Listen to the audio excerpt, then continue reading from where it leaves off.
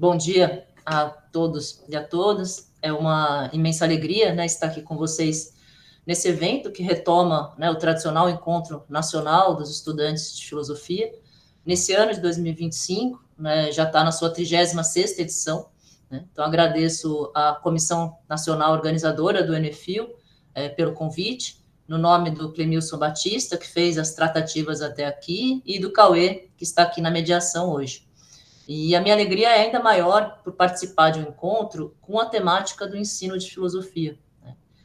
Desde 2009, quando eu tomei posse na Universidade Federal do ABC, em uma vaga de ensino de filosofia, né, uma das primeiras vagas específicas para essa temática, esse tem sido, né, o meu tema de pesquisa, de ensino, de extensão, lá na universidade, e há cerca de 6 anos eu tenho me dedicado a pensar o campo do ensino de filosofia no Brasil, né, ou o ensino de filosofia como um campo de conhecimento.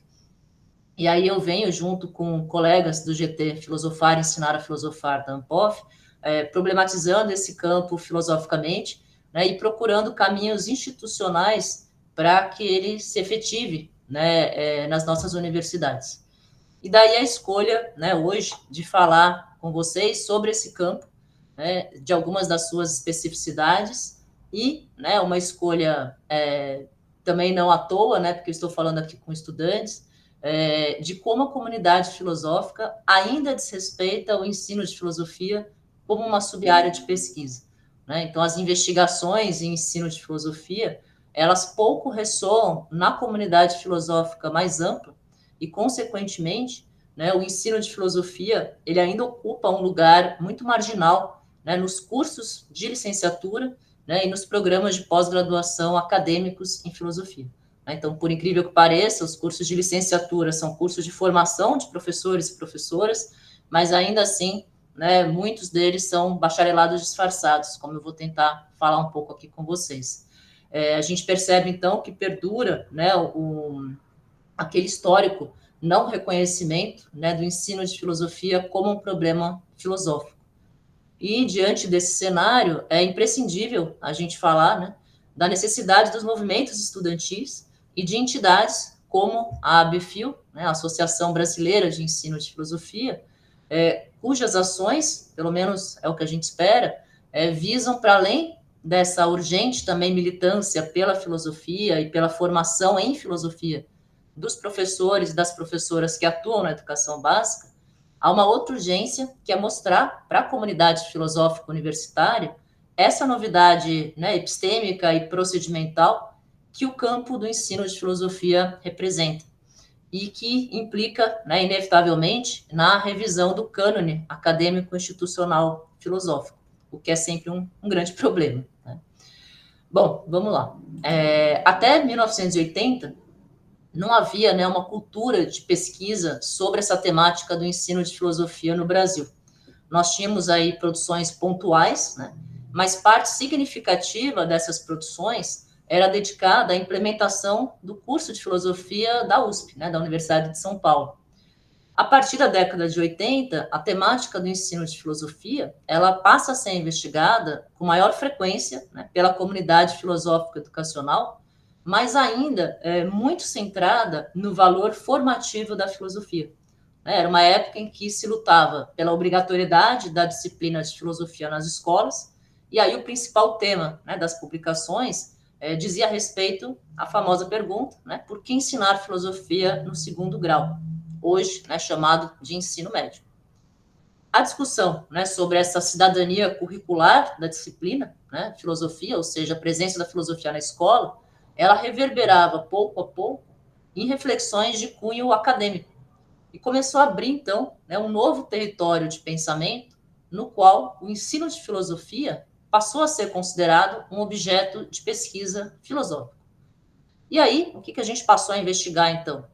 O que é filosofia e o que significa ensinar? Quais as relações entre filosofia, história e ensino de filosofia? Quais os objetivos e o valor formativo da filosofia como uma disciplina do ensino médio? Quais as possibilidades e os limites desse ensino filosófico institucionalizado? Há uma didática que a gente pode chamar de propriamente filosófica? É possível ensinar filosofia sem que nós, né, professores e professoras, sejamos, em alguma medida, filósofas e filósofos, né? E aí, à medida, né, em que filósofos e filósofas começaram a atentar a esse pleito da obrigatoriedade da disciplina, começou a se acirrar, então, a discussão de questões sobre ensino, sobre aprendizagem e sobre formação docente, né? E aí eu cito o professor Silvio Galo, em uma passagem que ele fala: aos poucos foi se consolidando também um trabalho de pesquisa em torno do ensino dessa disciplina, tomado como genuíno trabalho filosófico, digno de ser enfrentado e pensado com ferramentas filosóficas e não apenas estritamente pedagógicas. E aí termina a citação do Silvio.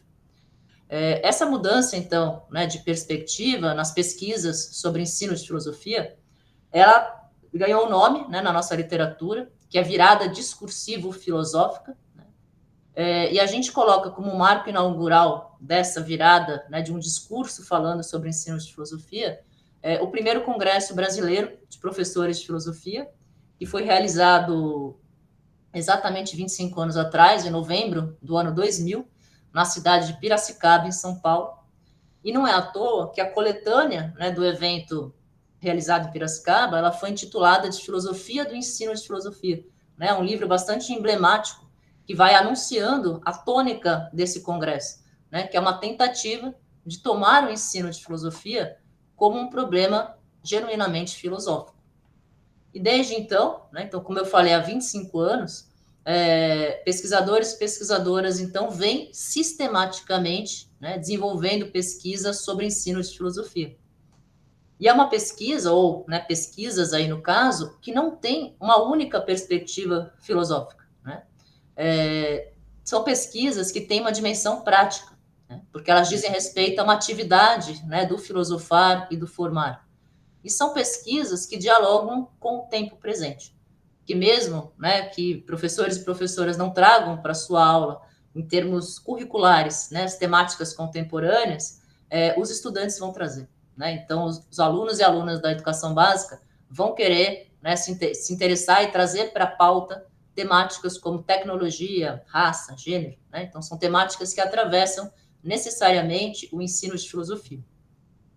São, então, 25 anos, né, de constituição de um campo de pesquisa, um campo de ensino, um campo de extensão, e, né, desde 2019, então, nos últimos 6 anos, também, né, é um tempo de reflexão sobre, né, começaram aí pesquisas que refletem o próprio campo.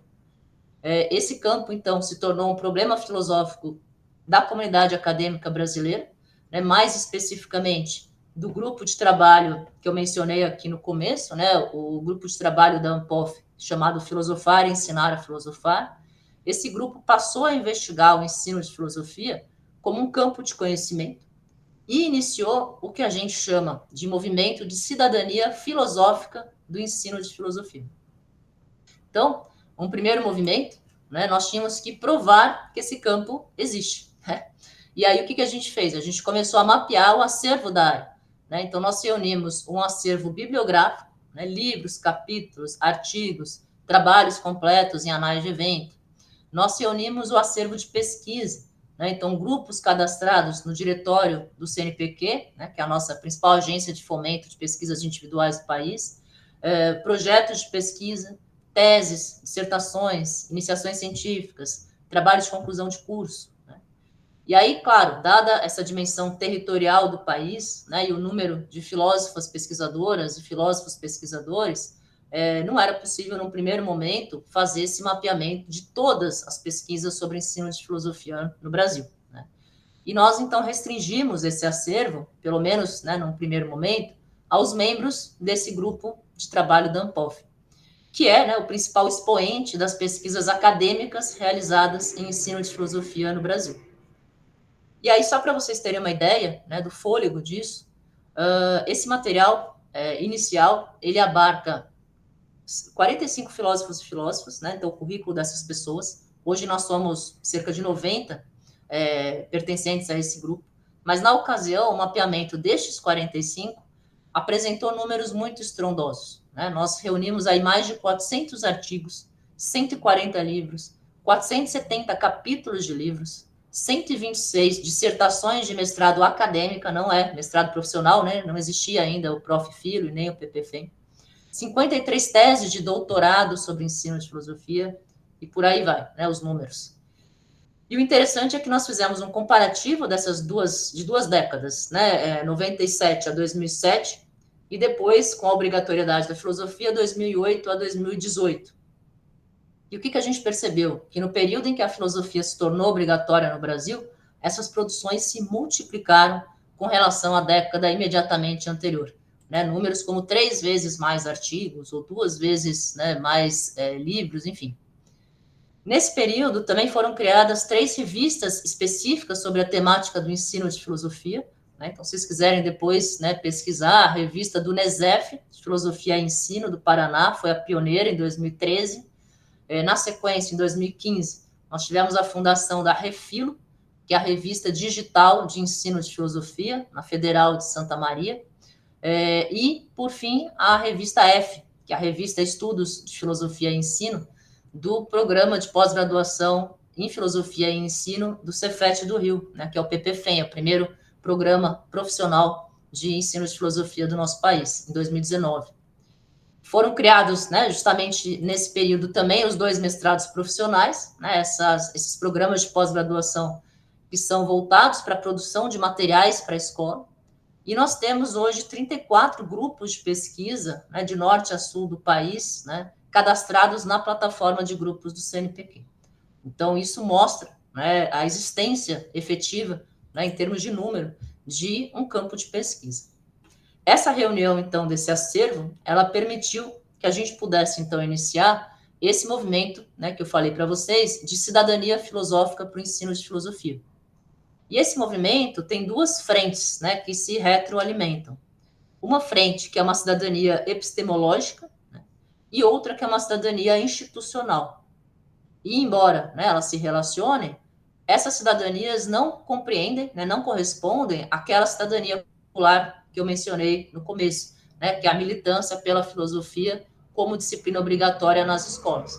Então, né, precisaria responder aí para vocês com certeza o que compreende cada uma dessas cidadanias, né, a epistemológica e a institucional. Quando, né, a gente começou a reunir o acervo das nossas produções, a gente percebeu que a gente tinha que enfrentar um problema de cunho epistemológico. Resumidamente, né, que produções que poderiam ser consideradas de ensino de filosofia. Né? Então, se você olha o currículo, né, daqueles que fundaram o campo, que é o caso do Silvio Galo, do professor Walter Kohan, da professora Elisete Tomazetti, professor Marcos Dorieri, eles têm muita produção em filosofia da educação, em filosofia e em ensino de filosofia.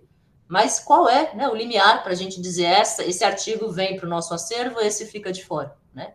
O que nos define enquanto um campo de conhecimento? Em que medida nós somos uma sub-área da filosofia, mas a gente é um campo de interface, a gente não pode abrir mão das ciências da educação, da história da educação. Né? Por que nós não somos, né, nós do ensino de filosofia, filosofia da educação? Embora, né, a gente almeje aí uma educação filosófica. A gente está, então, justamente nesse momento de pensar essas singularidades, né, esses aspectos distintivos do campo do ensino de filosofia. Nós já temos uma série de artigos sobre esse debate, né, e um dossiê, né, que eu acho muito precioso, posso colocar o link depois para vocês, que ele é intitulado As Pesquisas sobre Ensino de Filosofia no Brasil, e tem 2 volumes, né, um de perspectivas históricas, o outro de perspectivas epistemológicas, embora essa cisão não seja também muito fácil de ser feita. Foi publicado em 2024 na revista Educação e Filosofia. Ao mesmo tempo, né, em que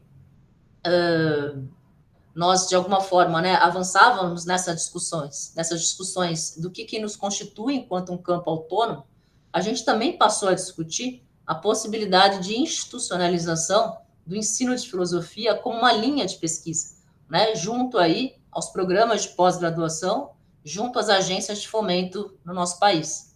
Nós ocupamos cadeiras, né, na diretoria da ANPOF, para que a gente pudesse trazer essas pautas do ensino de filosofia para a comunidade filosófica, né, mais ampla, e nós fizemos uma série de atividades de repercussão nacional com a temática da cidadania filosófica do campo do ensino de filosofia. Com esse movimento todo, a gente conseguiu abrir, agora, há um ano atrás, 2024, a primeira linha, né, de uma pós-graduação acadêmica num programa de filosofia, né, chamada Filosofia do Ensino de Filosofia, na UFABC, né, que é a instituição em que eu trabalho, e assim, né, como outros colegas que trabalham comigo, que se dedicam a pesquisar essa área, né, 25 anos de pesquisa, e nós ainda não tínhamos uma única linha sequer num programa de pós de filosofia que contemplasse o ensino de filosofia.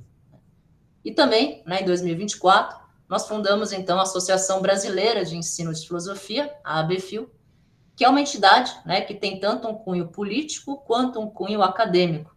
E eu vou falar um pouquinho disso, né, mais para frente aqui na minha exposição.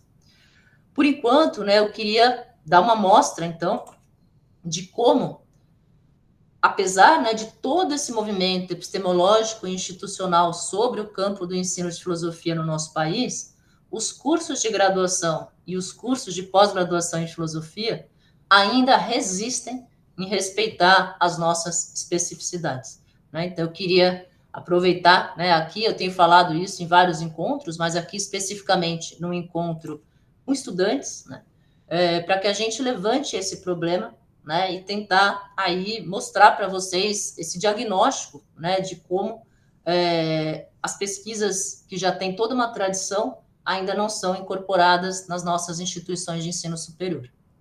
Começo pela graduação, então, né, no que diz respeito à graduação, e aí mais especificamente aos cursos de formação de professores e professoras de filosofia, né, as nossas licenciaturas, a gente tem que mencionar esse histórico desprestígio com relação aos bacharelados, né? As licenciaturas são consideradas cursos de segunda categoria, e eu acho que talvez, né, muitos de vocês aqui que me ouvem devem vivenciar isso nas suas universidades, né? Eu mesma, na PUC, em São Paulo, onde eu fiz a minha formação, eu lembro que tinha uma máxima que corria nos corredores, né, que se você, né, não tem capacidade para pesquisa, você vai ensinar, né? Então, há esse preconceito histórico com relação ao ensino, em detrimento aí da pesquisa, que seria, né, um grau mais elevado dentro da filosofia. E aí, nesses cursos, né, de formação docente, a gente percebe uma nítida cisão entre as disciplinas chamadas filosóficas, né, que são aquelas que tratam dos temas ou das grandes áreas, né, da história da filosofia, e que costumam ser compartilhadas com o bacharelado, e, do outro lado, as disciplinas educacionais, que versam aí sobre didática, sobre políticas educacionais, sobre psicologia da educação e as práticas de ensino, e que geralmente são ministradas para estudantes de várias licenciaturas, né? Não se respeita uma especificidade da formação em filosofia ou para, né, o professorado em filosofia. Os temas, né, e problemas filosóficos, eles não costumam ser considerados nesses cursos de graduação em filosofia na relação, né, com as suas implicações e os seus direcionamentos para o ensino, né? Então, embora a gente tenha aí 25 anos de pesquisa sobre formação docente, e nós defendemos nessa esteira, né, que a gente tem que sim oferecer um conhecimento profundo de filosofia ao futuro professor, à futura professora de filosofia, mas também um conhecimento profundo de metodologias e de práticas de ensino de filosofia. A gente tem que atentar, né, para o trabalho com a dimensão prática desde o início e durante toda a formação do professor. E apesar dessas defesas, né, dessa literatura que diz isso, a concepção, né, de formação docente que nós defendemos enquanto pesquisadores e pesquisadoras do ensino, ela ainda reverbera de forma muito tímida nos cursos de licenciatura. É verdade, né, tenho que pontuar aqui que algumas mudanças já ocorreram, né, e aí eu diria que elas foram impulsionadas por alguns fatores, né? Acho que um deles é a obrigatoriedade da filosofia, né, no ensino médio de 2008 a 2016, né? Isso lançou luz sobre os cursos de formação docentes, né, que professores e professoras nós estamos formando para atuar nessa educação básica. Também foram impulsionadas por programas, né, de formação de professores da educação básica da CAPES, né, programas como o PIBID, né, que é o Programa Institucional de Bolsas de Iniciação à Docência, que também iluminou, né, as peculiaridades da formação de professores e professoras, e também, né, foi de alguma forma iluminada pelas pesquisas desenvolvidas nos programas profissionais, né? Então, tanto o programa de pós-graduação em filosofia e ensino, né, o PPFEM, do Cefet do Rio de Janeiro, quanto nos vários núcleos do Profifilo, né, do mestrado profissional em filosofia. Essas tímidas mudanças, elas também foram impulsionadas pela própria legislação, né? Então, apesar, né, e eu sou, né, uma dessas críticas, mas apesar dessa necessária crítica ao modelo político, econômico, educacional vigente, né, e eu acredito que o professor Adriano Correia, que virá aqui na conferência de sexta-feira, né, ele vai se dedicar um pouco a isso, mas apesar dessas críticas, a legislação, ela manteve alguns pontos fulcrais da resolução, né, de formação docente de 2015, que era uma resolução que era fruto de todo um trabalho, um diálogo coletivo, né, de várias entidades, né, de professores que participaram. Então, era uma resolução, em alguma medida, respeitada, digamos assim. Mas alguns pontos fulcrais daquela resolução permanecem, né? Um deles, né, o cuidado com a dimensão prática da formação durante todo o curso, né? Então, vinculando essa formação com a dimensão teórica, né, e determinando aí uma carga horária para que esses componentes sejam ministrados aí nas nossas universidades. Um segundo fator, né, a interlocução com outras áreas e saberes, né, que integram o processo educacional, né, e também a escola. Então, essa integração universidade-escola é preconizada na letra da lei. E um terceiro aspecto é o reposicionamento do estágio curricular, né, que agora tem que ser obrigatório desde o primeiro ano. E aí, para esse diagnóstico, né, que eu estou propondo aqui nesse começo de conversa, eu acho que a grande interrogação que se coloca diz respeito à efetiva implementação dessa legislação nas nossas universidades, né? Então, daqueles cursos todos de licenciatura em filosofia que estão hoje vigentes no nosso país, quais deles, de fato, executaram essas mudanças exigidas pela lei e quais desses cursos atendem à posição, né, desses pesquisadores e dessas pesquisadoras da área de ensino de filosofia quando estes falam sobre a formação docente, né? Há um artigo precioso, né, do professor Christian Lindbergh Lopes do Nascimento, né, da Universidade Federal de Sergipe, e também diretor de políticas educacionais da ABFIL. O Christian tem um artigo que tem o nome de A Presença da Área Ensino de Filosofia nos cursos de licenciatura em filosofia das universidades federais. Ele faz esse diagnóstico de o quanto a área está ou não está presente, né, nas nossas universidades. E o que ele faz? Ele analisa 44 projetos pedagógicos de cursos de licenciatura, né, dos 44 cursos de universidades federais que nós temos hoje no Brasil na modalidade presencial. E o que ele percebe? Que só 8 cursos, né, que 8 cursos, ou seja, cerca de 18%, não oferecem uma única disciplina sequer da área de ensino de filosofia. Além disso, o que ele percebe? Que 52% das licenciaturas que ele estudou dispõe de, no máximo, uma disciplina da área de ensino de filosofia no seu projeto pedagógico. Então, essa porcentagem ela é ínfima, né, de uma carga horária destinada à formação específica de temas, problemas e metodologias do ensino de filosofia.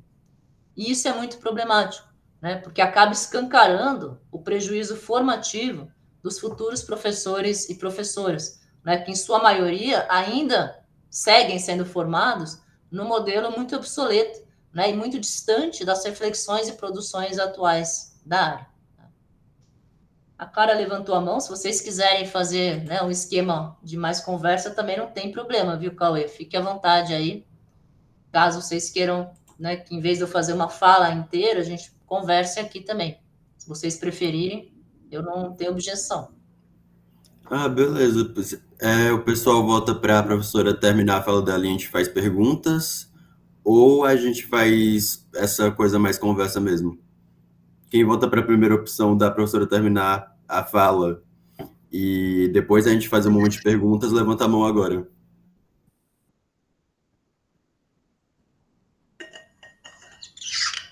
Quem volta para a gente fazer uma coisa mais conversa a partir de agora, aí a gente levanta a mão agora também. No caso, abaixa a mão e agora levanta de novo. Ficaram as duas opções aí. É, Então eu vou desempatar, eu vou votar na primeira opção. Tá, a primeira é seguir Então, a... Ah, a primeira é a coisa mais conversa. A é, primeira, é você, na verdade, é você terminar a fala. E a gente terminar. faz Tá bom. isso. Então eu vou seguir aqui minha fala.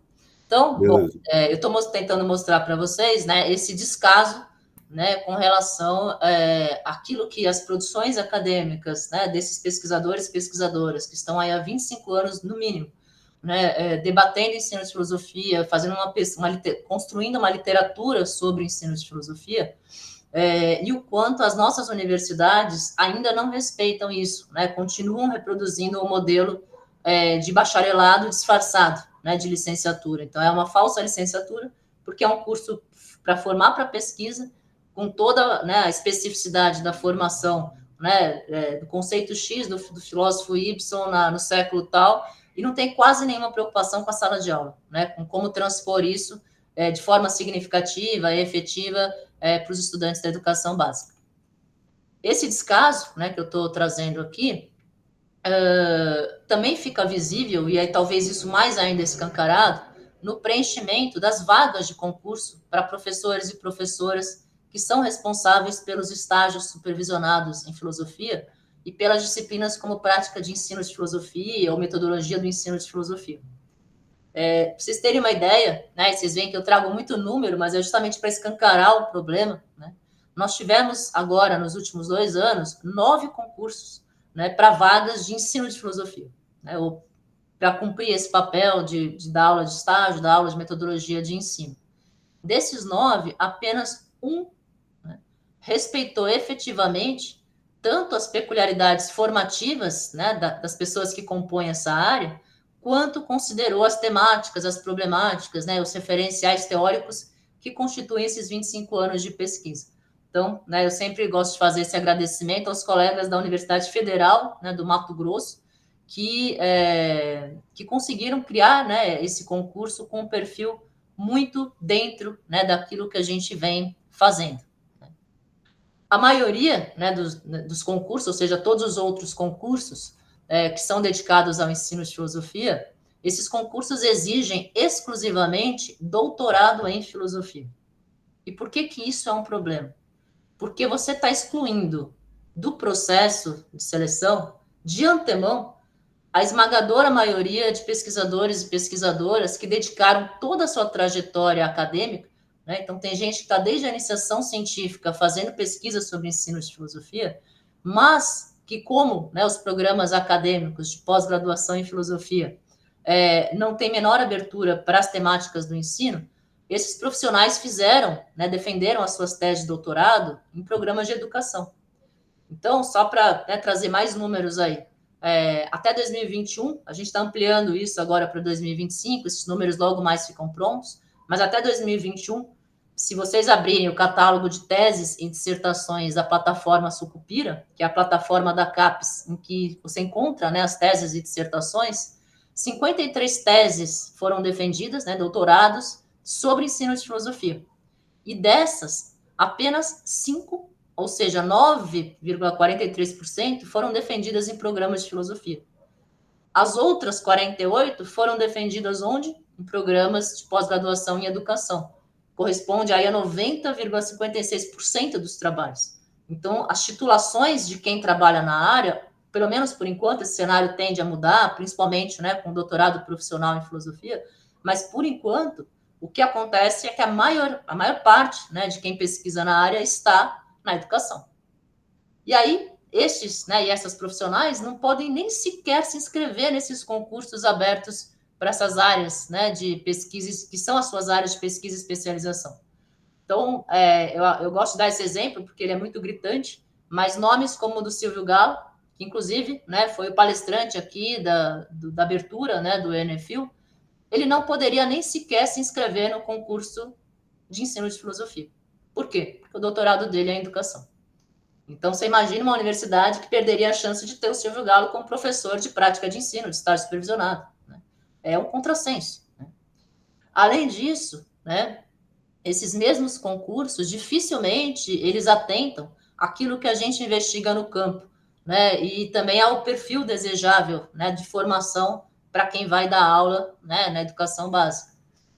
Os pontos, né, desses editais, eles muitas vezes compreendem temas de filosofia da educação. E aí eu trago alguns exemplos reais, né? Então, por exemplo, a educação no Protágoras de Platão, ou a educação progressista na experiência e na educação em Dewey. Ou trazem temáticas que são completamente alheias àquilo que a gente faz no campo, né? E, em particular, alheias à formação de professores, né? Então, sobre o esclarecimento em Kant, sobre a linguagem no De Magistro de Agostinho, teoria do conhecimento em Hume, Heidegger e a crítica da metafísica. Então, assim, acreditem, esses foram pontos de concurso de vagas de ensino de filosofia. Nesse contexto, né, dificilmente as vagas, né, são preenchidas pelos agentes sociais do campo, né, para usar aí a terminologia do Bourdieu, e acaba se perpetuando um senso comum segundo o qual, né, basta saber filosofia para saber ensinar filosofia. Né? E qual a consequência disso? Né? Reverbera-se esse menosprezo com as especificidades da área de ensino de filosofia e com, né, os profissionais que nela atuam. E aí a questão que a gente coloca é porque dificilmente, né, um lógico atenderia às demandas de uma vaga de história da filosofia. Assim como, né, um epistemólogo, duvido que ele prestaria um concurso para uma vaga de estética. Mas as vagas de ensino de filosofia, a princípio, né, as pessoas acham que podem ser preenchidas por quaisquer filósofos e filósofas de qualquer especialidade. Pessoas que muitas vezes nunca pisaram numa escola, que nunca não têm experiência nenhuma de formação docente e não conhecem a literatura especializada. Tem um cenário aí, né, que se abre para algumas boas novas, né? Acho que uma delas é que o Exame Nacional, né, de Desempenho dos Estudantes, o ENAD, que avalia, né, vocês sabem, o rendimento dos concluintes, né, dos cursos de graduação, e que esse ano foi realizado junto com a Prova Nacional Docente, o PND, incluiu nesse ano de 2025, de maneira inédita, dos 20 objetos de conhecimento de filosofia, tinha lá, né, história da filosofia, lógica, estética, etc., e tinha filosofia do ensino de filosofia e metodologia e didática do ensino de filosofia. Então, quem sabe agora, né, por força de mais uma legislação, esses cursos de formação docente em filosofia comecem, né, a atentar aquilo que é constitutivo do nosso campo, né, e do qual forçosamente fazem parte. Né? Aí eu passo, então, para a pós-graduação, né, tentando diagnosticar aí esses problemas. O ensino de filosofia, obviamente, que encontra um lugar muito privilegiado nos programas de pós-graduação de natureza profissional, né, esses dois programas que eu mencionei, o PPFEM e o ProfFilo, são programas exclusivos para ensino de filosofia, então, obviamente, né, que ali o ensino está contemplado. E a gente sabe, né, agora a última pesquisa foi agora de agosto desse ano, nas páginas institucionais dos dois programas, você tem ali as dissertações, né, expostas. Então, no PPFEM tinham sido defendidas 75 dissertações e no PROF 419. Embora esse número seja muito mais expressivo, né, chegou-se a falar em 2.000 dissertações no Improfilo agora, que aconteceu em agosto também, mas elas ainda não estão catalogadas no site, né? Então, a gente está falando de números que estão ali disponíveis publicamente. Há, né, 304 docentes credenciados nesses dois programas, então é um contingente, né, de profissionais que pesquisam ensino de filosofia muito grande, mas ainda assim, né, o que a gente defende? Que as pesquisas sobre ensino de filosofia, elas não se encerram nessa dimensão profissional. Porque, como eu falei, tem mais aí de 3 décadas de pesquisas teóricas sobre ensino, aprendizagem e formação docente em filosofia, que são desenvolvidas na pós-graduação acadêmica. Né? Por exemplo, essas 53 teses. A gente discute, né, os fundamentos filosóficos de uma determinada prática, a própria formação docente, as relações entre ensino e história da filosofia, o valor formativo da filosofia. Né? Então, isso vem sendo discutido de maneira acadêmica, teórica. Né? Não cabe dentro de um mestrado profissional, por exemplo. Então, até meados, né, de 2021, além dessas 53 teses, tinham sido defendidas 239 dissertações acadêmicas, né, não são profissionais, sobre ensino de filosofia. Mas, como eu falei antes, só no ano passado é que foi fundada a primeira linha de pesquisa sobre essa temática, em um programa de pós-graduação em filosofia. O que reitera, né, em alguma medida, esse não reconhecimento da comunidade da pós-graduação em filosofia a respeito desse ensino de filosofia como uma sub-área de pesquisa filosófica. Essa não presença, né, do ensino de filosofia na pós-graduação, essa não presença perpassa também, né, invariavelmente, a discussão sobre o que e como nós pesquisamos. E eu acho que isso é algo que sempre interessa, né, a vocês, estudantes. O que a gente percebe é que tem uma maneira de operar muito arraigada e muito disseminada entre nós, né, na filosofia, que acaba determinando aquilo que pode e aquilo que não pode ser entendido como problema filosófico, né? Determina, né, quais metodologias podem e quais não podem ser incluídas nos próprios projetos de pesquisa. Quando a gente se debruça, né, sobre esse subcampo do ensino de filosofia, a gente acaba identificando alguns possíveis fatores desse estranhamento, né, por parte da comunidade filosófica. Eu acho que o primeiro estranhamento diz respeito a uma das dimensões epistemológicas, né, que constituem o nosso campo, que é uma indissociabilidade entre teoria e prática. Então, embora, né, acabei de falar que nas nossas pesquisas acadêmicas do campo, ela não necessariamente produz um produto educacional, né, então ela é acadêmica, não é profissional, mas a dimensão prática está ali presente. Por quê? Ela é tomada como objeto. E essa dimensão prática, ela não é usual na filosofia, né, ou pelo menos na filosofia da pós-graduação nossa aqui no nosso país. A nossa filosofia na pós, ela não se dedica, não se debruça sobre a realidade, né, e muito menos sobre a escola. E, né, quando nós da área fazemos isso, essas nossas pesquisas sobre ensino de filosofia acabam inserindo temáticas e problemáticas que são novas ao leque, né, daquelas temáticas e problemáticas que são comumente investigadas.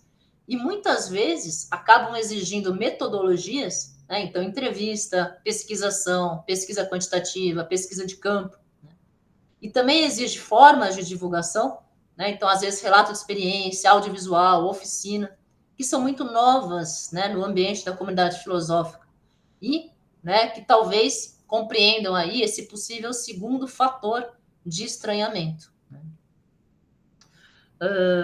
Bom, por fim, né, os próprios referenciais teóricos, acho que esse é um terceiro fator, né? Os próprios referenciais teóricos do campo do ensino de filosofia, eles são questionados por nossos colegas da pós-graduação. Porque, claro, a gente também estuda, né, Platão, Foucault, Hannah Arendt, né, e toda a literatura filosófica ocidental. Mas a gente também pesquisa Fanon, Bell Hooks. Né? A gente também pesquisa Silvio Gallo, Walter Corron, Elisete Tomazetti, Alejandro Serletti, Christian Lindbergh, Valéria Wilk, Marcelo Guimarães, Thais Pereira, né? Que são nossos pares brasileiros e latino-americanos que nos ajudam a pensar e a repensar os debates, né, sobre ensino, aprendizagem e formação docente em filosofia. E acabam constituindo, né, e consolidando o campo do ensino de filosofia no Brasil. Nesse sentido, o que eu estou querendo dizer? Né? Que essa sub-área de pesquisa em ensino de filosofia, ela acaba incluindo, né, discussões sobre a própria natureza da filosofia e as suas múltiplas dimensões, né? O seu alcance, que se estende da educação básica, e a educação básica desde crianças, né, não é só o ensino médio, até a pós-graduação. Né? Discute a interface com áreas de educação e de ensino, apresenta possibilidades múltiplas, né, de abordagem, de referências teóricas, de propostas metodológicas. E aí acaba abarcando, né, maneiras bastante singulares de relação com a própria filosofia. Então, o que a gente defende é que tem uma filosofia, ou filosofias, né, e um filosofar, que são dialógicos, coletivos, contextualizados, que são peculiares ao ensino de filosofia, porque são firmados nesse espaço do ensinar e do aprender filosofia. Portanto, né, qual que é a consequência disso? Reconhecer institucionalmente o ensino de filosofia como uma sub-área de pesquisa filosófica significa assumir certas coisas, né, certos pressupostos que a gente precisa ver se a filosofia universitária, né, a pós-graduação, está disposta a assumir. a filosofia seria polissêmica, teria que assumir que as relações que a gente estabelece com essas filosofias, né, porque não se pode falar em uma filosofia, implicam no nosso ofício docente, ou seja, o nosso ofício não é neutro, né? Eu sempre ensino de acordo com alguma perspectiva ou com o modo como eu, professora e pesquisadora, me relaciono com a própria filosofia. Precisamos assumir que a atividade filosófica ela pode voltar sim à praça pública, né?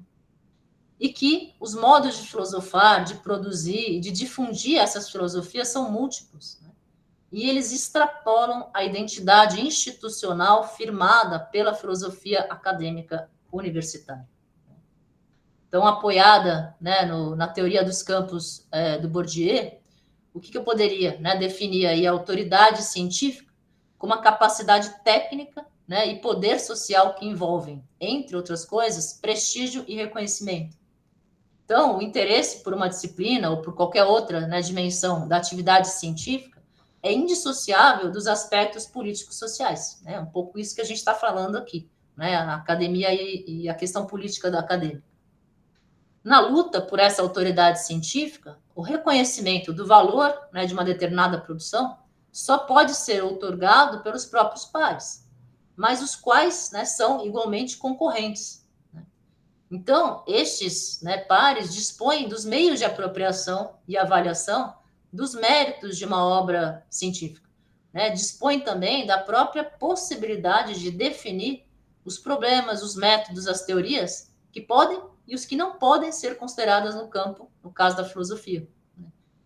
E aí a pergunta que eu faço é justamente, estaria então a área de filosofia disposta a rever o seu próprio cânone acadêmico institucional, a fim de contemplar essa novidade epistêmica e procedimental representada pelo campo do ensino de filosofia? Eu passo, então, né, eu estou colocando aí esse diagnóstico, né, dessa não incorporação nas universidades, né, das pesquisas feitas na área do ensino de filosofia.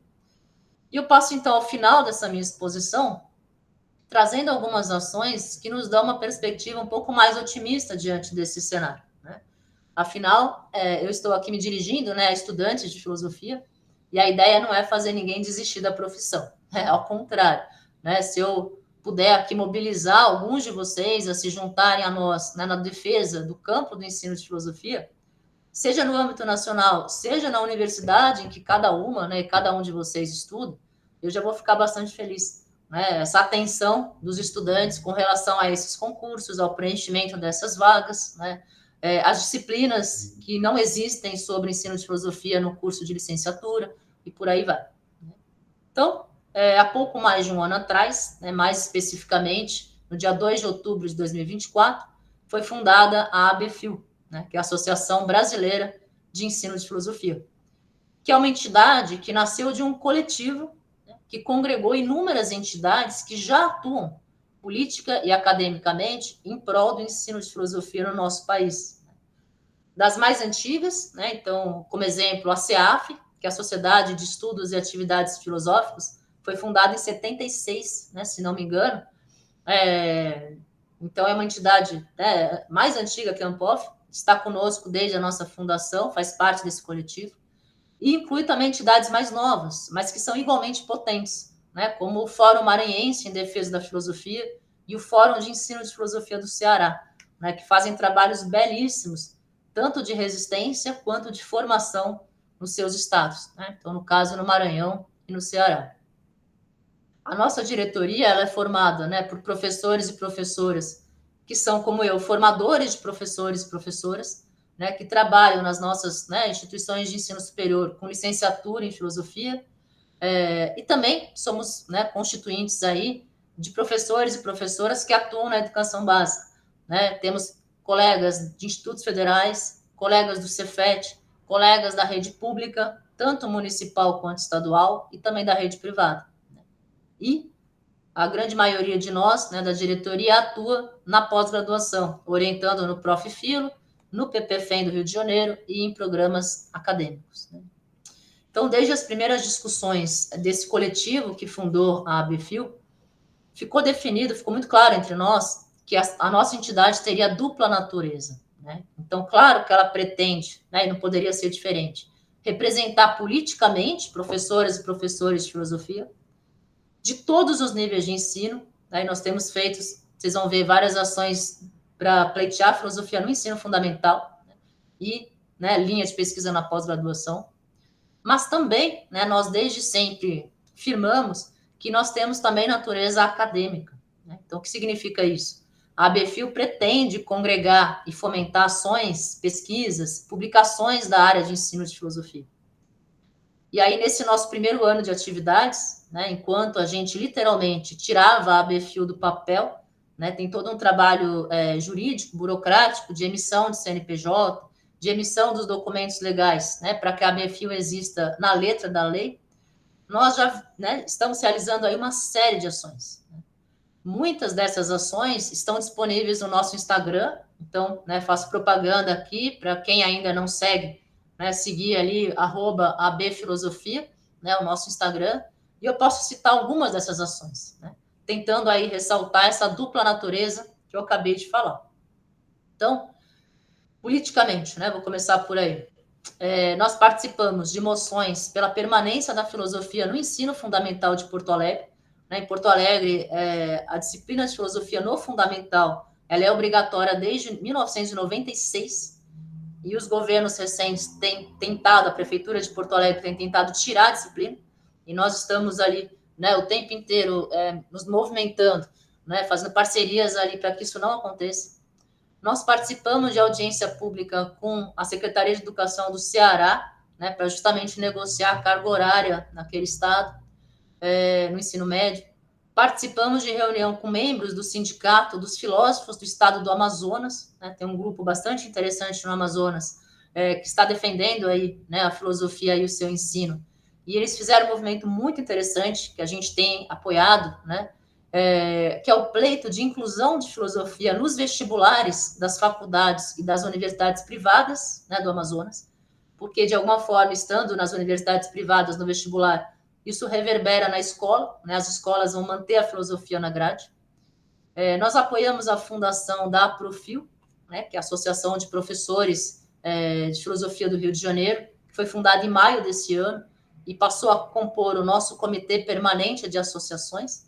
Então, como eu falei, a ABFIL tem uma diretoria, mas também tem um comitê permanente de associações que participam, né, diretamente das nossas decisões, da nossa diretoria. A gente apresentou, junto com a ABEX, né, que é a Associação Brasileira de Ensino de Ciências Sociais, propostas de emendas para o Plano Nacional de Educação, PNE. Participamos de um seminário, né, que discutiu a implementação de filosofia e sociologia no ensino fundamental de Itapipoca, né, que é no Ceará.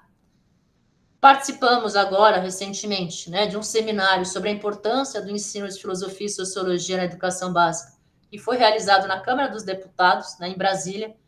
Deputados chamaram, né, esse seminário, teve uma repercussão até que grande nas mídias. E acabamos de submeter, junto com a ABEX e com a Profib, uma solicitação junto ao Senado Federal para garantir o mínimo de 2 horas semanais em todos os anos do ensino médio para as disciplinas de filosofia e sociologia. Eu vou colocar depois, né, esse link aqui no chat, porque se a gente conseguir 20 mil assinaturas, essa proposta passa a ser pautada no Senado. Né? Então, aproveito para pedir aí que vocês votem pela proposta, né? É o futuro profissional de vocês também que está em jogo, e que espalhem, né, nos grupos aí de estudantes para que a gente consiga angariar e chegar nessas 20 mil assinaturas. Do ponto de vista acadêmico, né, eu estava falando de algumas ações mais políticas, mas do ponto de vista acadêmico, que, como eu disse, não se dissocia do político, as ações também são variadas, né? O nosso diretor de políticas educacionais, que eu mencionei aqui, que é o professor Christian Lindbergh, ele participou de uma nota técnica da REPU, né? Para quem não conhece, a REPU é uma rede, chama Rede Escola Pública e Universidade. Essa nota foi amplamente também divulgada em meios de comunicação, como a Folha de São Paulo, e destaca a diminuição, né? Ela escancara essa diminuição de 35% da carga horária de aulas de ciências humanas nas escolas de São Paulo. Então, é um documento muito importante.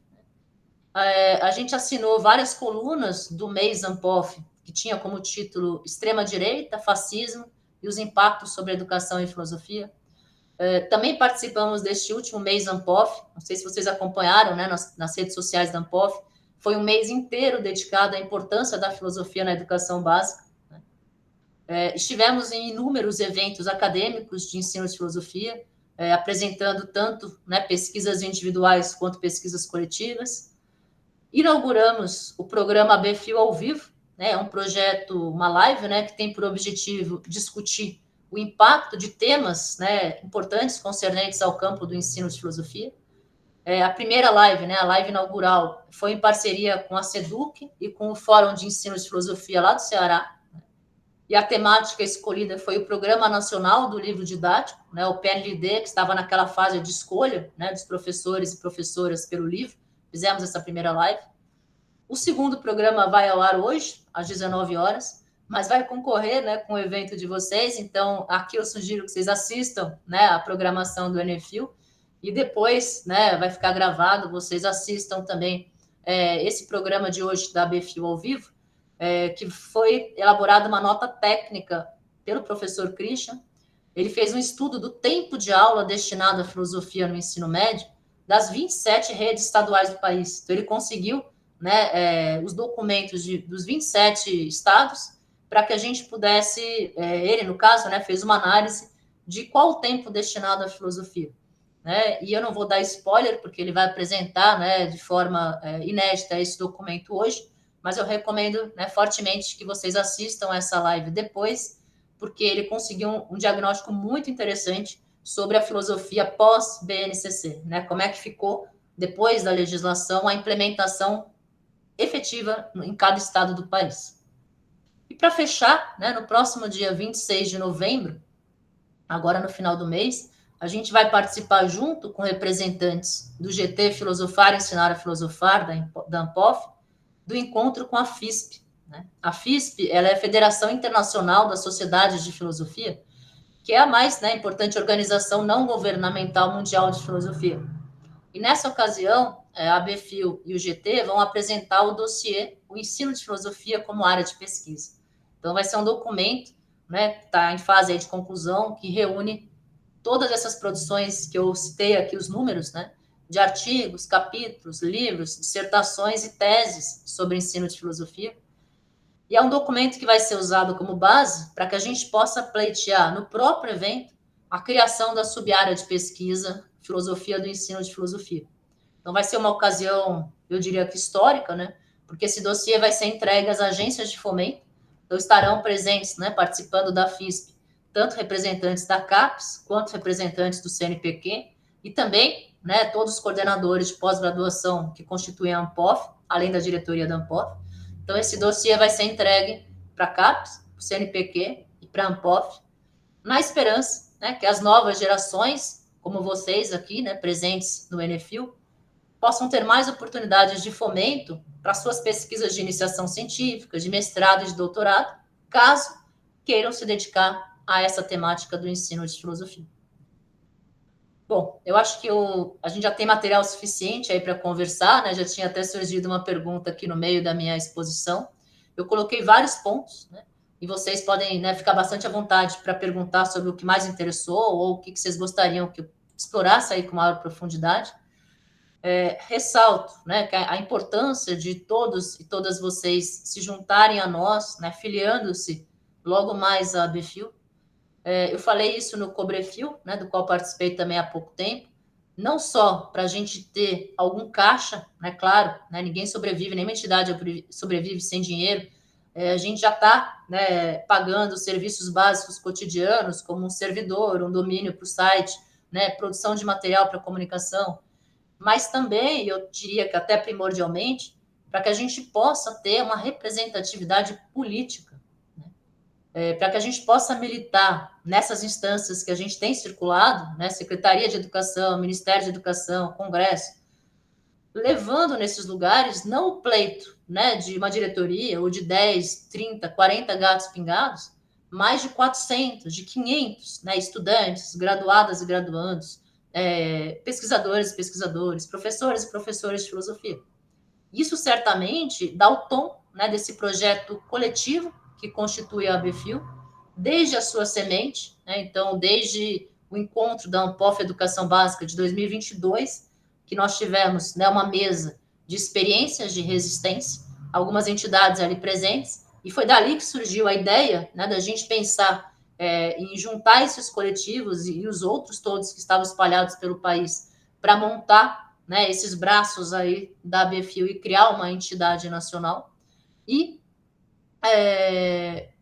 essas filiações, né, vão permitir aí que a gente possa, então, vislumbrar conquistas efetivamente significativas para o ensino de filosofia da educação básica à pós-graduação. A boa notícia é que o nosso site deve ficar pronto na próxima semana, e se tudo der certo, será lançado junto com a campanha das filiações, né? Então, durante o 5º Encontro Cearense de Professores de Filosofia, fica aí o convite, vai ser realizado de 17 a 19 de novembro, agora, semana próxima, em Fortaleza. Então, agradeço muitíssimo a atenção e estou à disposição aí para a gente conversar. Beleza, obrigado, professora. A gente vai começar agora o momento de conversa, né, e pergunta. Ok, bom dia a todos. A professora fez uma exposição brilhante e eu fiquei encantado com a sua exposição e me chamou a atenção uma coisa que a professora falou, que seria trazer a filosofia para a praça pública. E aí eu me lembrei do Zaratustra, quando, cheio da sua sabedoria, lá no alto da montanha, ele desce para a praça pública, para falar do além do homem, ou do super-homem, né? E aí ele encontra muita resistência e a chacota, claro, não deixa de acontecer. E eu gostaria de fazer uma analogia justamente com a filosofia no momento atual.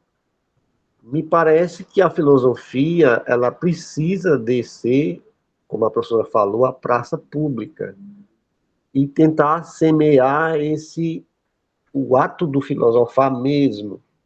Sim. Ela precisa deixar esse academicismo, essa distância que há entre as cátedras da filosofia e o povo.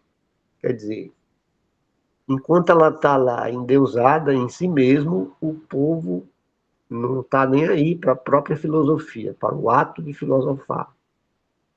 E aí, por que eu estou falando isso? Porque eu não me apresentei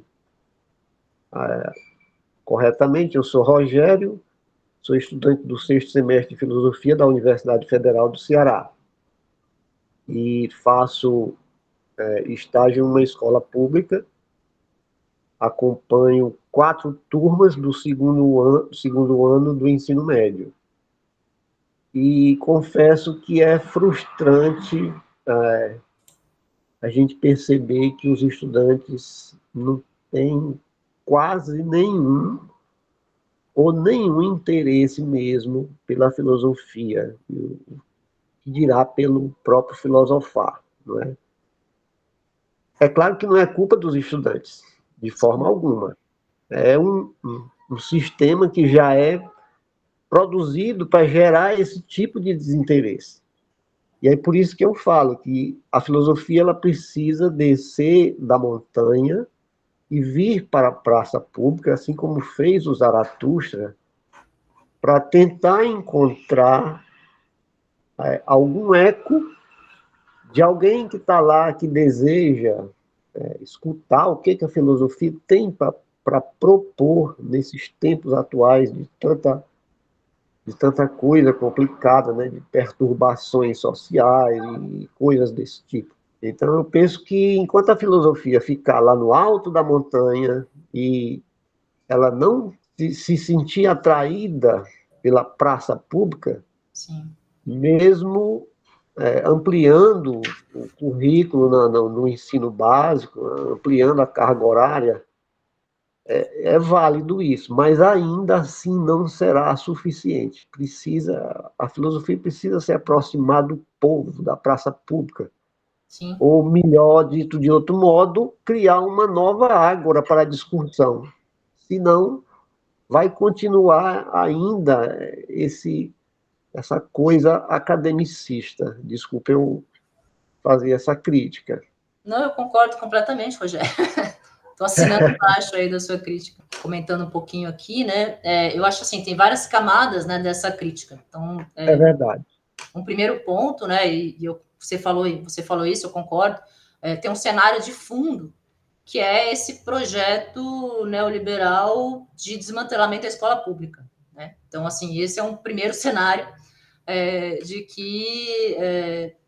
tentar determinar a falência da escola pública, né? Eu acho que, como eu mencionei aqui, provavelmente o Adriano Corrêa vai comentar, né, desses cenários neoliberais, etc., amanhã. E aí também não é a minha praia, né? A gente tem dentro da BFIU, e não só, né, no GT Filosofar, então entre pesquisadores nossos, pessoas muito capacitadas para discutir isso, né, como é o caso do próprio Christian, de outros colegas. Mas então isso é uma camada, né? Mas acho que a camada que mais visível para nós no sentido de uma alteração, uma inserção, né, a possibilidade de mudança, é justamente isso que você chama atenção, de descer do pedestal, né?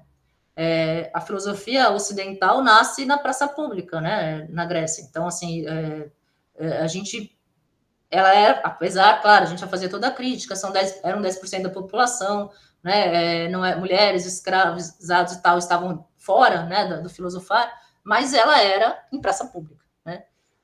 E o que acontece com a institucionalização da filosofia, com as universidades, ela se torna para poucos, ela se torna algo com uma erudição. Claro que a gente, na área de ensino, não está condenando e nem quer que acabe, muito pelo contrário, toda essa pesquisa extremamente potente, já criada, né, pela nossa universidade, né, desde sempre. Isso é maravilhoso, esse contingente. Mas a gente tem certeza, né, que é necessário comunicar com a sociedade civil. Se a gente permanece entre pares, falando ali na Torre de Marfim, a gente não sensibiliza a sociedade sobre o valor formativo da filosofia. E a gente enxerga isso, pelo menos nós, né? Eu acho que, na verdade, todo e qualquer professor e professora que trabalham com filosofia, mesmo na universidade, deveria entender que ela tem algum valor formativo, senão a gente não seria professor, né? Para começo de conversa. Mas na educação básica, mais primordialmente, a gente enxerga, né, que a filosofia ela tem um valor, né, formativo importantíssimo. Né? Ela ajuda no letramento, ela dá uma língua de segurança, ela trabalha competências argumentativas, ela ajuda a desnaturalizar o mundo, né? Ela ajuda que a gente problematize as informações que nos chegam, né? E peça, né, argumentos mais consistentes para fundamentar isso. Enfim, a gente poderia passar amanhã aqui elencando, né, os valores formativos da filosofia. Tem uma literatura extremamente ampla que fala sobre isso. Só que a gente não pode ficar falando isso entre, né, muros da universidade. E não estou falando só da escola, chegar na escola, porque, como você falou, os alunos já chegam sem o menor, né, interesse na filosofia. A gente tem que sensibilizar os pais, as mães, os avós, né, as pessoas que estão na praça, de que a filosofia tem valor. Né? E aí vai ficar muito mais difícil que qualquer governo tire a filosofia da grade a seu bel prazer. Né? Porque a gente vai ter, né, ali os argumentos muito mais fortes, porque a própria sociedade civil compraria essa ideia. Né? E a gente não tem isso hoje. Né? A filosofia, junto com a sociologia e as artes, são as primeiras disciplinas a saírem do currículo e ninguém fala nada. Né?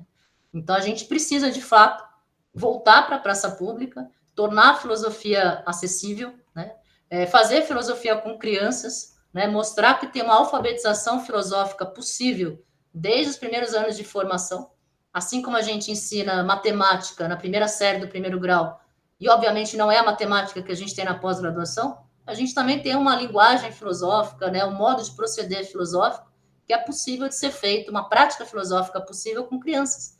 E aí, as crianças familiarizadas com a filosofia não levariam o choque que levam quando chegam na educação básica e têm filosofia pela primeira vez. Então, percebe? Tem várias camadas, como eu falava, de importância da gente se fazer comunicar. A filosofia precisa estar nos meios sociais, nas redes sociais. Né? Eu não tenho rede social, mas eu sei que isso é importantíssimo. Né? A filosofia precisa comunicar, porque senão vem o Brasil Paralelo com um material super bem produzido, e é isso que os nossos estudantes ouvem, né? Ou assistem. Então, é nesse ponto que a gente tem que se fazer presente. Assumir que a filosofia tem valor, a gente sabe, né, por que e para que, né, o contato com a filosofia é tão imprescindível, e tornar isso, de fato, significativo e potente na comunidade mais ampla. Mas a universidade ainda resiste muito a isso, não sabe fazer, também acredito, né?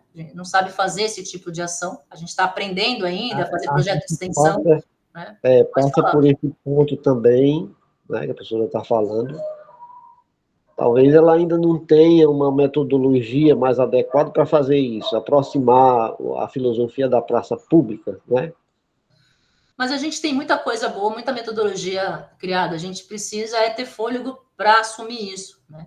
E não pode ficar numa parcela restrita, né? Não pode ser só as pessoas que estão trabalhando com ensino de filosofia, mas tem que ser um projeto maior, né? Da filosofia acadêmica encampar isso como necessário. Até pouquíssimo tempo atrás, tinham filósofos acadêmicos que iam para jornais de grande circulação defender que a filosofia não tinha que nem estar na escola, porque achavam que era algo só para pós-graduação. Agora já ficou, talvez, politicamente incorreto falar isso, né? Então, eles já não fazem isso, mas tem gente que ainda acha que é coisa menor. Né? E tem preconceito com os filósofos que estão aí fazendo isso, né? O próprio Mário Sérgio Cortella é um professor, né, que, tenhamos ou não críticas ao trabalho dele, ele está nas mídias, ele faz com que as pessoas enxerguem que os filósofos, né, são gente também que tem algo a contribuir, né, para essa análise de mundo, enfim. Então, acho que a gente tem que, né, abrir mão um pouco dos nossos preconceitos, do que é fazer filosofia séria ou filosofia pura, como eles gostam de chamar, e fazer um pouco de filosofia impura também, por que não, né? Uma filosofia mais pueril, como defende o professor Walter Corra, né? Voltar à infância da filosofia para fazer essa filosofia comunicar, né? Voltar a esse maravilhamento que as crianças têm diante da filosofia, enfim. Mas é algo que eu assino embaixo da sua crítica, né, das suas ponderações, Rogério. Acho que o Cauê está com a mão levantada. Só para complementar, rapidinho, pode ser? Pode? Por mim, sim, o Cauê que está com a mão levantada aí. Não, pá, vontade, a criança é interessante essa metáfora, que até falo de metáfora, né, da criança como aquele ser que se espanta diante de tudo, né, do mundo, dos contatos com o mundo, né, de como ela está sentindo, e parece que a filosofia ela precisa se tornar essa criança no seio do povo até, para ela começar de fato a adquirir um status diferente, por Sim. dizer assim. O professor Walter Corra, né, na UERJ do Rio, ele tem um trabalho já antiquíssimo, né, desde quando ele lecionava em Brasília, com filosofia em infâncias. Tem todo um grupo de pesquisadores e pesquisadoras, né, que estão com ele, e eles acabaram de abrir, eu acho que as inscrições ainda estão abertas, de um mestrado profissional em filosofia e infâncias, ou educação filosófica e infâncias. Então, para que a gente possa continuar estudando aí, né, essas questões todas tão imprescindíveis, né, que é essa relação de uma educação filosófica desde a mais tenra idade. Né? Eu vou aproveitar o gancho do Carlos, que ele já trouxe boa parte da minha pergunta, né? Só perguntar sobre... Eu ia perguntar sobre ensino fundamental e filosofia, né? Mas boa parte da minha pergunta já foi respondida. Essas práticas filosóficas com crianças, elas já consideram o contexto atual, que as crianças elas já chegam meio com uma lavagem cerebral assim da tecnologia, já estão muito... A atenção delas está muito mais dispersa, o interesse delas já está muito mais voltado a outras coisas. Eu estou no PIBID, né? No ensino médio que eu observo o ensino de filosofia, os alunos eles têm muito desinteresse, muito celular, até ainda agora que proibiram o celular, né? Ainda tem a adolescente usando o celular, não tem muito como o professor ficar focando nisso, que senão ou passar a aula inteira falando para guardar o celular ou dar aula, né? E complicado. Mas quando se trata de crianças, eu assumiria que elas têm mais essa curiosidade, né? Essa curiosidade mais nova, assim, chegando no mundo. E ainda assim eu vejo essa curiosidade ela sendo aniquilada pelo uso do celular constantemente, o tablet ali, né? Que os pais geralmente não têm muito tempo, ou quando tem tempo já colocam ali no celular.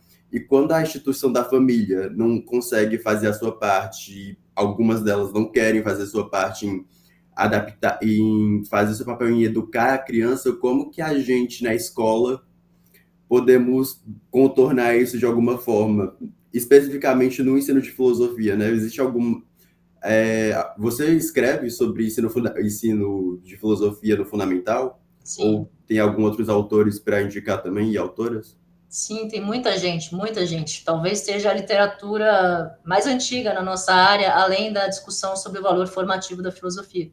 Então, como eu falei, desde a década de 80, tem gente pesquisando ensino de filosofia, e várias dessas pesquisas eram sobre para que filosofia na escola, né? Então, essa era a grande questão, porque a gente brigava pela obrigatoriedade. Mas outra grande parte das pesquisas versam justamente sobre a possibilidade de filosofar com crianças. Então, desde o professor, né, que eu já citei, o Walter Corra, tem a Maria Reilta, da Universidade Estadual do Rio Grande do Norte, do Estado do Rio Grande do Norte, da UERN, que fez tese de doutorado analisando situações na Argentina, no Rio de Janeiro, e eu acho que em próprio Caicó, que é a cidade em que ela vive. Tem uma tese super legal sobre isso. A gente tem na própria Argentina a professora Laura Gratti, que é uma das pioneiras lá falando sobre esse assunto. Né? Aqui no Brasil, a gente tem o professor Marcos Antônio Lorieri, que também é um dos pioneiros. Né? O Lorieri foi quem trouxe, de alguma forma, acolheu, junto com alguns outros professores, o programa de filosofia para crianças do Lippmann, né? Que é o programa pioneiro na área da década de 70. Em 85, 86, esse programa chegou no Brasil, fundaram o Centro Brasileiro de Filosofia com Crianças. Esse centro formou toda uma geração, né? Eu mesma fui formada, fiz todos os cursos de formação nesse centro, então grande parte dos colegas que hoje formam professores e professoras beberam nessa fonte da comunidade de investigação do Lippmann, né? Na metodologia de trabalho que ele propõe com crianças, e eu estendo isso, eu faço isso em alguma medida na universidade, né, uma aula que não é tão expositiva, uma aula em que a palavra, né, o diálogo é imprescindível, né, em que o texto é pré-texto para que outras discussões apareçam.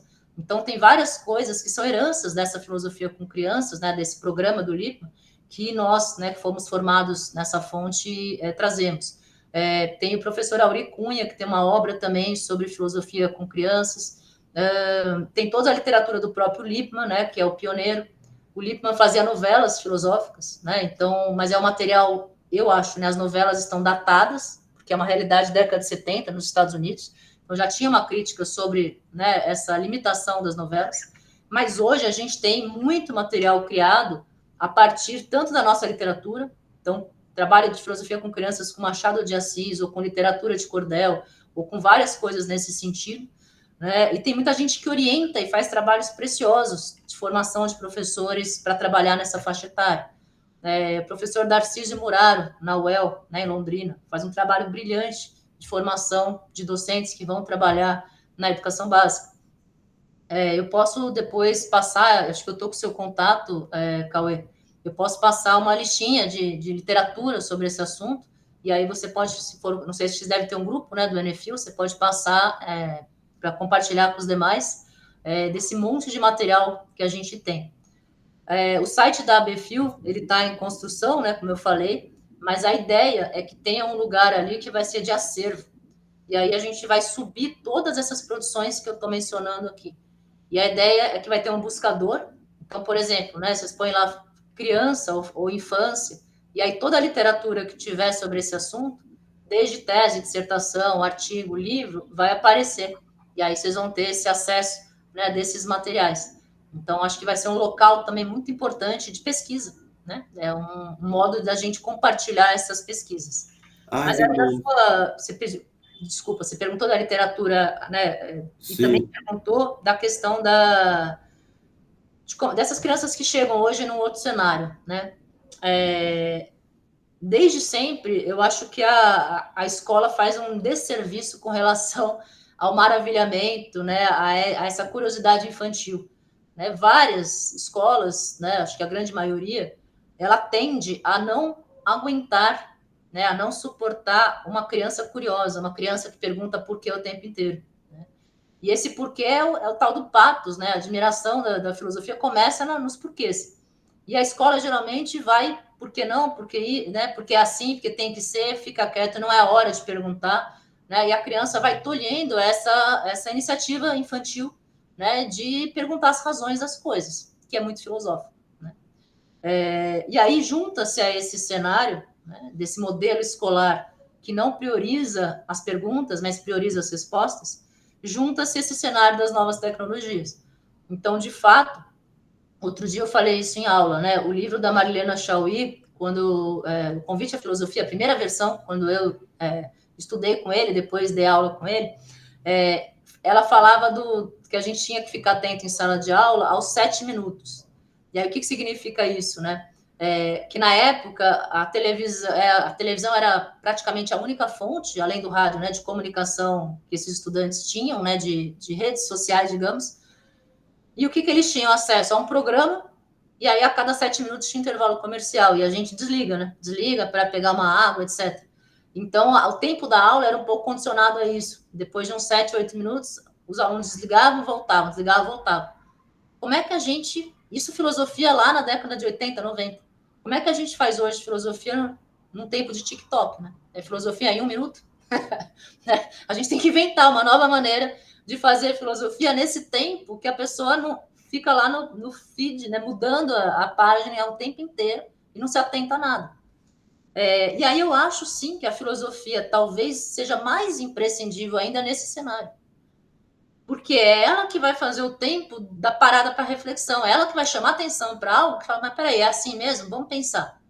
E aí vai permitir que a gente repense todas essas tecnologias, repense o uso que a gente faz delas, repense o nosso tempo gasto nisso, né? Repense as informações, as fake news, enfim. E com as crianças, a filosofia é a disciplina que, por, né, essência, acolhe essas perguntas todas. Então, é aquela que o aluno vai perguntar o porquê e você vai dar brecha para que esse porquê seja desenvolvido. Então, né, a faixa etária ali mais propícia para que a gente consiga, de alguma forma, driblar ou amenizar, pelo menos, né, esses efeitos tão nocivos dessa inserção da tecnologia tão cedo, né, na vida das pessoas. Então, a gente é uma realidade, é irreversível, né, ninguém vai conseguir agora abolir, a não ser nesse jeito, proíbe celular na sala de aula, né? Mas mesmo assim, eles preferiam estar no celular do que em sala de aula. Então, para a gente inverter esse quadro, haja filosofia desde sempre, né? É claro que ela não é milagrosa, né? Não é uma tábua de salvação, mas eu acredito que dá sim para fazer um trabalho muito potente de despertar essa curiosidade infantil, de retomá-la, de acolhê-la, de dar fundamentos para que, né, esse diálogo filosófico aconteça e que as crianças se interessem pela filosofia. E, como eu falei, eu posso indicar aí muita coisa, né, que é feita nesse sentido. Mas se vocês colocarem aí, né, no Lattes ou no Google esses nomes, né, Marcos Antônio Lorieri, Darcísio Muraro, enfim, a Maria Reilta Cirino, vocês vão encontrar muita coisa. E eles mesmos citam outros autores, né, que falam sobre filosofia com crianças. E eu não sei se já foi defendida, acho que já foi defendida. A Vitória é uma aluna da Universidade Federal de Santa Maria e fez um trabalho muito brilhante sobre filosofia com crianças, fazendo um estado da arte. Ela fez um levantamento de todo o material sobre esse assunto, né, no seu mestrado, e agora ela está no doutorado. Então, é uma dissertação de mestrado preciosa para a gente ter esse apanhado, né, de tudo aquilo que já foi produzido e defendido, né, nesse escopo, né? E é algo que também sofre muito, mais ainda preconceito, né? Porque se levar a filosofia para a praça pública, né, Rogério, já é complicado. Falar que a gente vai trabalhar com crianças, aí, né, os acadêmicos pulam da cadeira. Então, é ainda mais penoso. Mas eu acho que é algo muito crucial que a gente deveria olhar com carinho. E para finalizar essa resposta, né, tem muito município no Brasil que a filosofia no fundamental é obrigatória. Então, isso é muito legal também. Apesar dela não ser, né, não estar na BNCC, no ensino fundamental, ela já é realidade. Como eu falei, em Porto Alegre desde 96, mas em Petrópolis acabou de ser aprovada a legislação agora, esse ano, né? No Espírito Santo tem alguns municípios que têm filosofia. Eu mesma trabalhei em Barueri, aqui em São Paulo, o município até então era obrigatório, não sei se já caiu, talvez não. A filosofia era obrigatória no ensino fundamental. Então, tem vários municípios aí. Eu sei que no Ceará tem alguns municípios que tem. Então, a gente tem filosofia como obrigatória no fundamental, né, em alguns municípios do Brasil. Você falou que tinha um link, né, para passar sobre o ensino fundamental. Eu não estou achando aqui o meu chat. Coloca para mim alguma coisa, Cauê, para eu tentar usar aqui o... Ah, apareceu. Ótimo. Foi. Ó, esse é o link dessa solicitação, né? A gente deu essa entrada, então, com outras entidades no Senado Federal. Você solicita, né, que seja pautado um tema. E aí a gente solicitou justamente a inclusão da discussão das 2 horas obrigatórias, tanto de filosofia quanto de sociologia, né, no ensino médio, né, em todo o Brasil. Só que para que essa solicitação seja acatada pelo Senado enquanto, né, algo a ser discutido, a gente precisa de 20 mil assinaturas. Então, isso foi colocado agora, né, nessa semana. A gente já conseguiu mais de 3 mil assinaturas no primeiro dia, né, de rodagem, mas quanto mais pessoas vocês conseguirem fazer chegar, né, e assinarem essa petição, mais chance a gente tem, né, de que isso seja acolhido. E aí o segundo passo, a gente já está conversando com senadores, deputados, né, com alguns políticos de alguns espectros, né, não só, né, de partidos da extrema esquerda, porque a gente precisa justamente sensibilizar o outro lado, né, para que a gente possa ter gente ali que vai defender o nosso pleito, caso a gente consiga as 20 mil assinaturas. Então, isso já está, né, em trâmite. Então, agradeço se vocês puderem divulgar, ainda mais entre estudantes, né? Vocês têm aí um número bastante significativo de pessoas que diretamente interessadas nesse pleito, né? Porque vocês serão aí os futuros professores e professoras, e de alguma forma também, além do valor formativo que todo mundo enxerga, mas é uma questão profissional mesmo, né? De garantia de emprego futuro. Pegando o gancho já também da sua resposta, que você falou no meio da apresentação, né, sobre revisar o cânone para adicionar essa questão do ensino de filosofia. Eu vejo que essa questão do cânone foi falada muito no Cobrefil e agora no Enefil, né? Exato. A questão da mulher, ontem a professora Elisângela falou sobre a questão da mulher na filosofia. O Rogério falou agora também sobre a questão do trazer a filosofia para o povo, né? Que traz a questão da filosofia popular, da filosofia decolonial. Qual que é quais são as dificuldades na sua percepção sobre para a gente revisar o cânone, para adicionar essas coisas tão importantes agora para nossa formação? É justamente essa resistência que a filosofia acadêmica tem com essas questões, né? E eu acho que é uma questão, sendo muito honesta, financeira, em última instância. Em que sentido, né? Do ponto de vista acadêmico, se você olhar, né, vocês olharem as últimas edições da ANPOF, do evento da ANPOF, né, o evento bianual, que já tem toda uma tradição, né, tem mais de 3 mil comunicações, né, por evento, então é muita coisa acontecendo.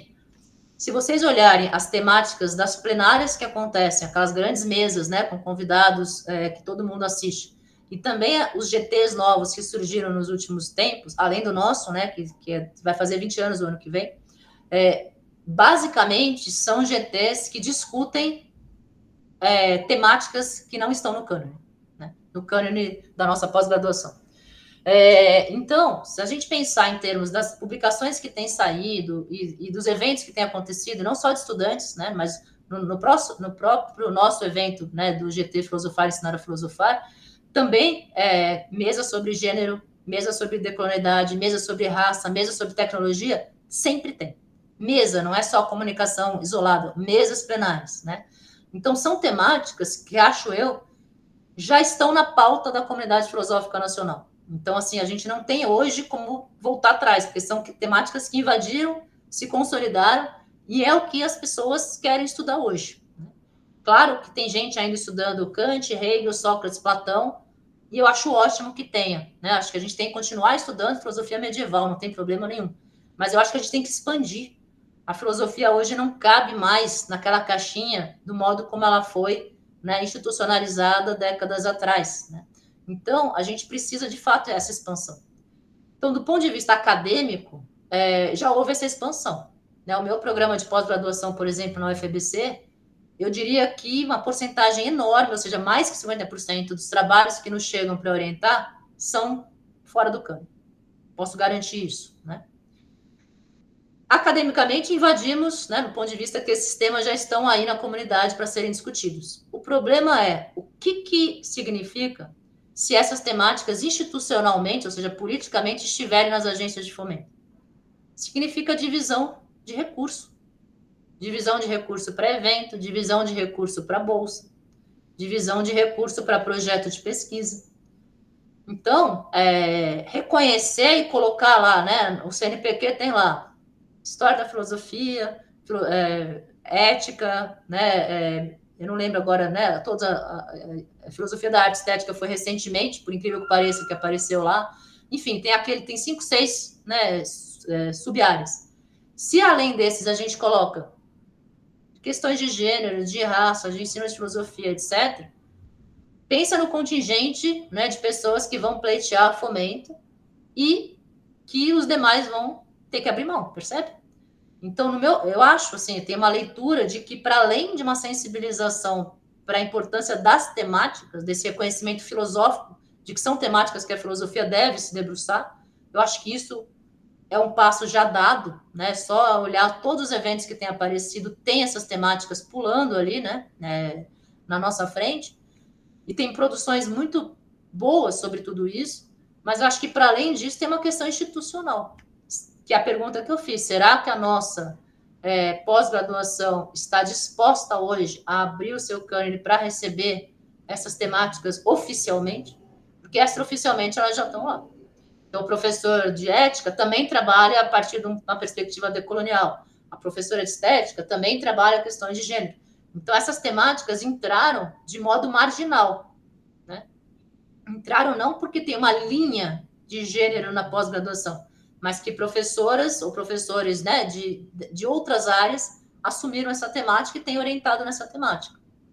Mas percebe, isso ainda é marginal, né? Então, a questão institucional, eu acho que ela dá muito maiores condições para nós que estamos fora do cânone desenvolvermos nossa pesquisa. Se eu tiver um orientando que pode ter bolsa, porque agora tem uma linha de ensino de filosofia, e claro que ele vai passar por todos os crivos que todo mundo passa, vai ter que ser avaliado por pareceres externos, parecer cego, tarará, tarará. Mas se tiver mérito, né, vai ser uma parte do bolo aí para receber esse fomento, né? Então, eu acho que isso é um empecilho grande. E daí a importância de vocês, estudantes, né, encamparem, se vocês de fato acham que isso é necessário, que vocês encampem esse pleito, né? Seja dentro da universidade que vocês estudam, né? De ficar atentos a essas temáticas, aos eventos que acontecem, às disciplinas, pedir por disciplinas na graduação. Na UFBC a gente tem várias disciplinas, né? Como filosofia no Brasil e na América Latina, disciplinas, né, que discutem gênero. A gente tem disciplinas afeitas a essas temáticas, mas em outras universidades federais isso não é comum, né? Disciplinas, mesmo que sejam optativas, mas que discutam isso, né? Então, acho que é um movimento que está caminhando, acho que é irreversível, mas o tempo para que isso aconteça, eu não sei precisar, porque envolve muitas outras coisas, né? Muitas resistências aí, inclusive questões materiais, né? Financeiras. O nosso pleito, no caso do ensino de filosofia, vai ser feito esse ano, né? E aí é isso, a gente vai, né, aguardar aí um posicionamento das agências de fomento, né? Porque aí você exige que a agência se fale: não, vocês não são filosofia, a gente não vai abrir a linha, para a gente saber, até para ter esse termômetro, né, de como é que está a resistência ou não resistência da comunidade filosófica maior. Obrigado. Agradeço novamente a professora Patrícia pela apresentação. Uma roda de conversa achei muito produtiva, muito interessante. Não, eu que agradeço a oportunidade aí de dialogar com vocês, de colocar um pouco, né, do trabalho que a gente vem fazendo, né, dentro desse campo do ensino de filosofia, e de alguma forma, né, procurar sensibilizá-los para esse pleito também, né, como eu falei, não é só acadêmico, é institucional, é político, e seria muito importante, né, que vocês, como futuros e futuras professoras e professores de filosofia, abracem essa causa para pedir por uma formação mais, né, interessante, significativa, né, da sua futura atuação, de ter a oportunidade de fazer pesquisa nessa área, caso queiram, né?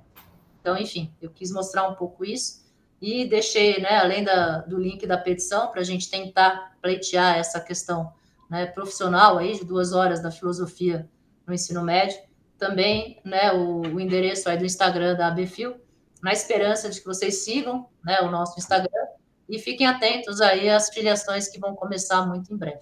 Então, muitíssimo obrigada aí, Cauê, e desejo aí uma continuidade bastante potente também para o Enefil, que, né, não se perca aí a continuidade em outros anos, que vocês consigam manter essa sistemática.